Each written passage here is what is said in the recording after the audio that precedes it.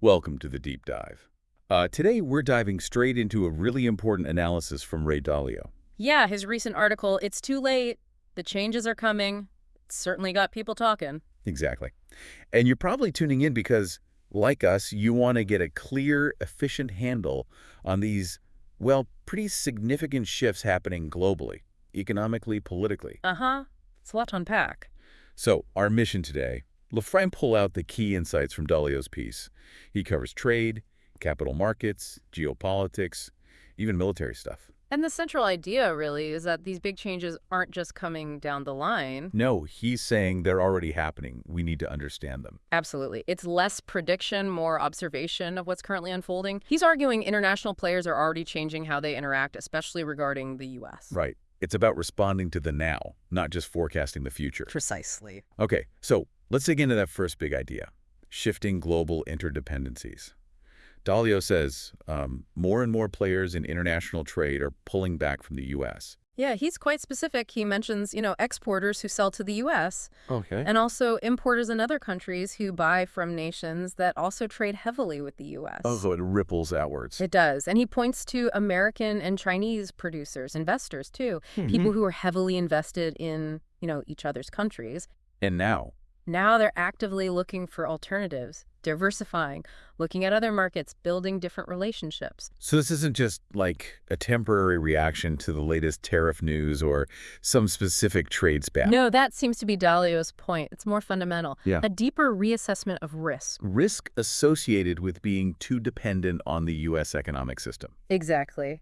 It feels like there's a growing sense that the problems, the uncertainties tied to U.S. interdependence, well, they're not going away easily, regardless of who negotiates what tariff next month. So people are starting to plan for a world where the U.S. is, well, less central to their trade plans. That's the implication. Planning for maybe radically reduced interdependence. And crucially, he stresses this isn't just a U.S.-China story. This rethinking involves trade, capital markets, geopolitics, even military ties with the U.S. across most countries, really. Wow. Okay. That's a much wider lens. It is. It's a global recalculation of partnerships, seemingly. Which I guess leads neatly into his next point about the U.S. economic role itself being unsustainable. Yes, that's a core part of his argument. He paints the U.S. as, the world's biggest buyer of manufactured goods. All right, the primary consumer. But financing a lot of that consumption through debt. And the realization is dawning globally that this just can't go on forever. It's not sustainable. And what's the key consequence of that realization spreading? It fundamentally challenges a core assumption.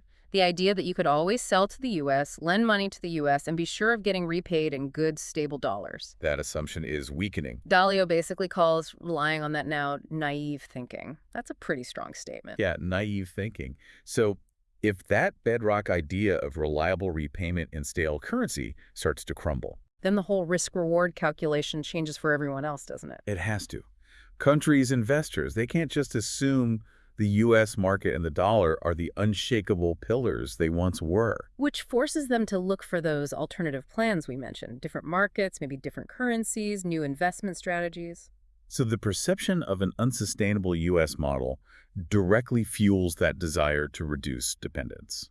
Makes sense. It's a feedback loop, almost. You question the long-term stability, so you diversify away, which further changes the global flows. Okay, so this brings us to what Dalio sees as the central problem, the crunch point, these huge imbalances colliding with deglobalization. Exactly. He lays it out almost like an equation. You take excessive trade and capital imbalances. Right. You add the trend of deglobalization. And what does that equal? Smaller trade and capital imbalances, but Yeah. the journey there could be rough. When you say deglobalization, what does he mean? Like trade just stops?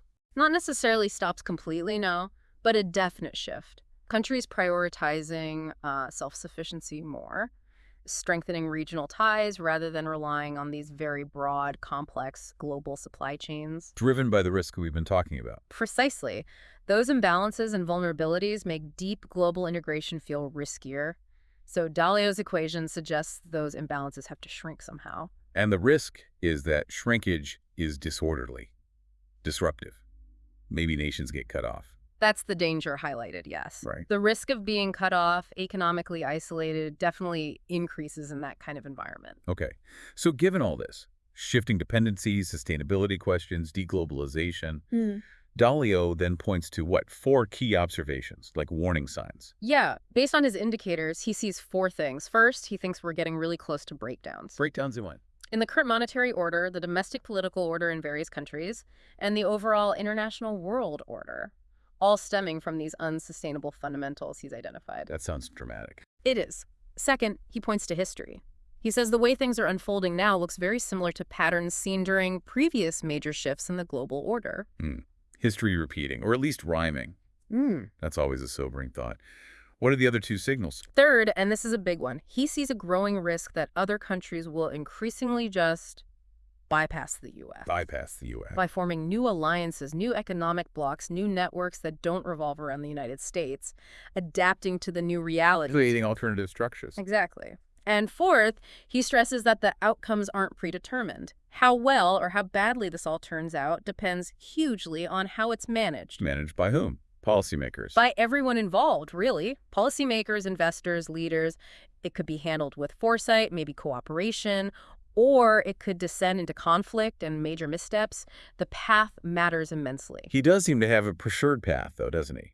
He talks about a calm, analytical, coordinated approach. Yes, that's his ideal. A kind of deliberate, engineered rebalancing. He wants nations to see the imbalances and the need for more self-sufficiency as shared problems requiring shared solutions. He even mentions his idea of beautiful deleveragings, right? From his other work. That's right. Managed debt reduction, avoiding crises.